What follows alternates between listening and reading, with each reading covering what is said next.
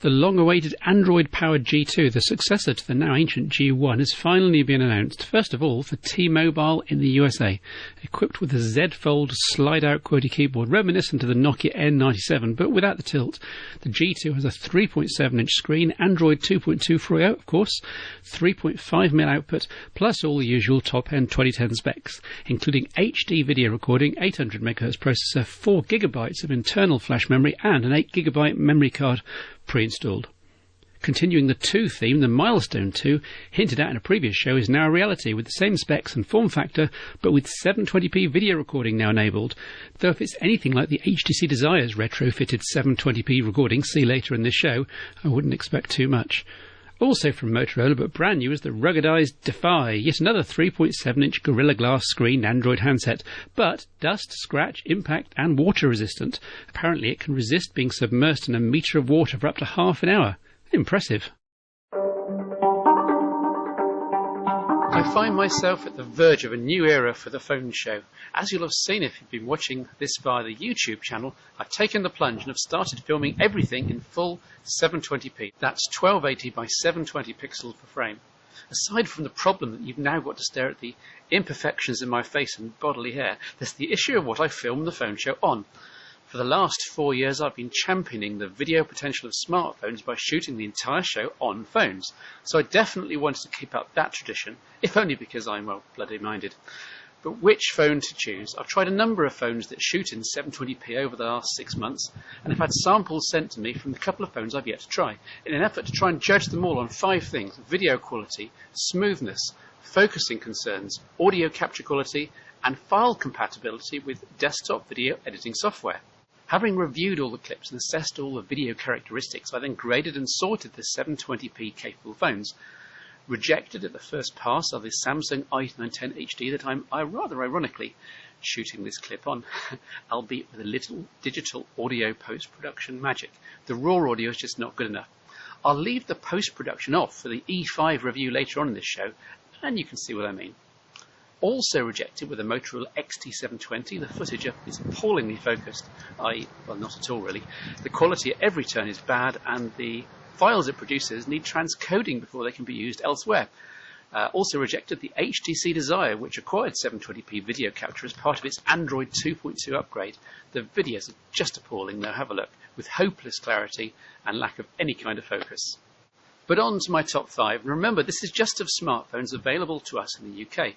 I appreciate that a few US-only models also shoot 720p now.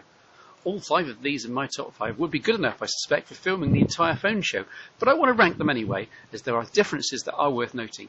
At number 5, the Samsung Wave, taking incredibly vibrant videos with a preset focus and good depth of field, but spoilt by very quiet audio capture, and to be honest, the fact that the phone runs Barda, which is still rather immature for everyday use. Good value though, and the cheapest of all the options here.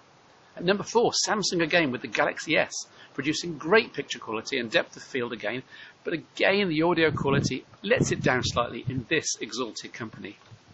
At number 3, the Sony Ericsson Vivaz, with pretty quiet audio again, but brought up a notch by being unique in having continuous autofocus. So as a jack-of-all-trades camcorder in your pocket, it'll cope with everything from landscapes to ladybirds on leaves, all in one shot without you having to lift a finger. At number 2, the Apple iPhone 4, a superlative video capture tool, both for close-up subjects and general use. Colours are good, frame rate is silky smooth, and audio is great too. Focusing is done by tapping spots manually on the display, which can be a slight pain if there are changing subjects in the shot, as is common with home movies. Excellent overall though. But at number 1, you probably guessed at this device by now, the Nokia N8, which I've played with several times now and for which I've examined quite a bit of footage. Look out for a full hands-on review in the next phone show, but in the meantime it's number 1 for video capture because of the huge depth of field. I mean, you never need to even think about focusing, for excellent audio capture, which is right up with that digital microphone of the N86 I've been using for the last year or so. Plus intelligent 3 times digital zoom, so you don't lose any quality when zooming in. Amazing. Plus good low light capture performance. The only downside of the N8 for video is you can't shoot anything really close up, but I can live with that. A great top 5, I think. What's not to like? Take the best bits of the Nokia E71, the rock solid build quality, battery cover retention and large spacebar, Take the best bits of the budget E63, the LED torch mode, the price, Nokia podcasting and internet radio. Take the best bits of the E72, the 5 megapixel camera, the use of S60 3rd edition feature pack 2, plus a truckload of modern widgets and clients, and then put everything together in the mix and release it all in a single product, the E5, that's cheaper than all three, at least when comparing launch prices. Sound too good to be true? It is. You see, there's one huge, overwhelming compromise made in the E5, and I'm not even sure Nokia realises the problems it causes. In their other low-end smartphones recently, and fueled perhaps by the fact that these things are designed in Finland, where it's basically night for 6 months at a time, Nokia has foregone its usual transflected displays used in almost all their non-touch phones since the year dot, in favour of cheap and nasty transmissive-only displays like this one. They look the same indoors, but fade into nothingness when you take them outdoors into the sunlight, which naturally enough is where you actually want to be using your phone half the time. It's a crippling compromise, to be honest, and a great shame. There are other compromises in the E5, but they have far less impact. The battery is only 1200 milliamp hours because of space restrictions due to the new trendy curved back.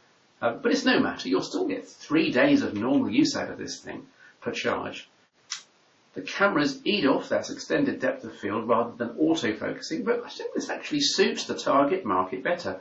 More photos will come out well more of the time. And this is a video test on the E5 in late September sunshine here in the UK. VGA resolution, 15 frames a second, no focusing of any kind. Also a rather quiet audio soundtrack with noise cancellation, which may annoy. And the micro SD card is tucked away under the battery, so you can't hot swap it. Not really something many E5 buyers will want to do often, and all this way round there's one less hatch to have on the outside to let in dust, and the case can be stronger. Elsewhere you'll be very familiar with the software and form factor, of course. All the usual S60 stars are here in force, including Ovi Maps, the editing version of Quick Office, the new 2010 contacts-based home screen seen here, plus the aforementioned internet radio and podcasting. Add in clients and widgets for Facebook, Associated Press, Bloomberg, and a dozen others, and you can see that the E5 is actually a lot of smartphone in a very small and very tough package. Two other brief hardware notes. I love the speaker on the E5. It may be on the back and muffled a little when you put the phone on the soft surface, but it's so loud and of such high quality. When you start the E5 up and hear those tones, you'll jump in your seat. On the other hand, Nokia have messed up the volume keys, which on my review unit were far too hard to press in, fail. Whether you want or need a small 2.4-inch screen smartphone in 2010 is a personal decision, of course. The form factor is definitely cute, but even I'll admit that half the things I now want to do on a smartphone really need a bigger display. However, anyone whose life centres around messaging and email and who simply needs something small, tough, with a QWERTY keyboard which is not going to run out of juice, for them the E5 should be ideal. And won't break the bank, by the way. It's already under £200 SIM-free here in the UK. Just stay out of the sun though, okay? Stay out of the sun. This is the Nokia E5.